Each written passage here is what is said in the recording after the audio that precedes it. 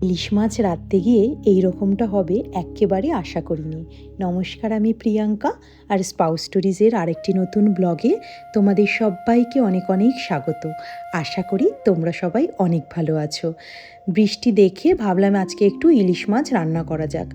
আর ইচ্ছে ছিল ইলিশ মাছের ভাপা নয়, বানাবো বেগুন দিয়ে ইলিশ মাছের পাতলা ঝোল, যেটা আমি খেতে খুব ভালোবাসি, কিন্তু কখনো নিজের হাতে বেগুন দিয়ে ইলিশ মাছ বানানো হয়ে ওঠেনি। প্রথমবার বানাচ্ছি, একটু ভয় পাচ্ছি, কিন্তু এর আগে কিছু ভিডিও দেখে নিয়েছি। আশা করছি যে মায়ের মতো অত ভালো না হলেও কাছাকাছি যাবে, যে খুব বাজে রান্না করব এমনটাও নয়। আর এমনি তো জানোই ইলিশ মাছের রেসিপিগুলো বেশ ভালো চটজলদি রান্না থাকে। আর আমি এই মাছটা এনেছিলাম আমার জন্যেই, কারণ আমার কর্তামশাই তো খায় না, সেই জন্য আমি নিজের মতন করেই এনেছিলাম। আর জানো তো সবথেকে বেশি কি ভালো লেগেছে, ডিমালাই ইলিশ তো আমার বরাবরই প্রিয়, কিন্তু এই ইলিশ মাছটা যখন বানাচ্ছিলাম একটুখানি বাবার কথা মনে পড়ছে।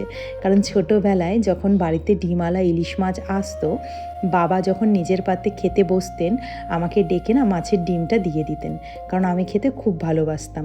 একবার আমি দুষ্টুমি করেছিলাম কি, মা গেছিলো স্নান করতে, আমি কিচেনে গিয়ে ডিম মাছের যেগুলো ছিল বার করে খেয়ে নিয়েছিলাম।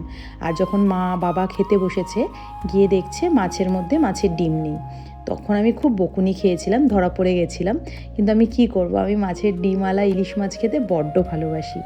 আর সেই স্মৃতিগুলোই কেমন বারবার করে মনে পড়ছে। দেখো, তোমাদের সাথে গল্প করতে করতে আমার আজকের রান্নাটাও হয়ে গেছে। আজকের ব্লগটা কেমন লাগলো তোমরা জানিও। ভালো লাগলে লাইক শেয়ার করো। আর তোমরা যারা এখনও স্পাউস স্টোরিজকে ফলো করোনি, স্পাউস স্টোরিজকে আজকেই ফলো করে নিও। সবাইকে আমার তরফ থেকে টাটা।